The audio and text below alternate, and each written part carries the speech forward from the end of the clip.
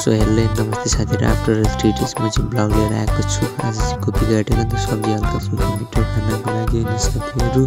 यति चाहिँ हाम्रो काम गर्नु थियो, पिठो कुट्ने पाकपुक पारेर कुट्यो। भोलि 1 गतेको लागि चट्टोसँगले रोटी पकाउनको लागि बिलले पनि हाई गर्दै कुट्दैछ के साथीहरु। एकदम मजाले राम्रो तरिकाले मासुमा कोम बजाइयो साथीहरु। एकदम मिठो थियो तर ब्रोइलरको दामी तरिकाले यति भत्काइएको छ साथीहरु हैन।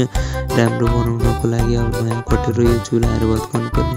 यहाँ फुलहरु कस्तो सही तरिकाले फलिरहेको छ साथीहरु। अब कोरियन ड्राइभिङ खाजाको छाक खोलेर मरिन्छ होला साथीहरु हैन। फाइनली हामी गाउँमा भइसितरमसँग हल्का फुल्का फाइट खेल्दिँदैछ, च्यालेन्ज पनि गर्दैछ नि त।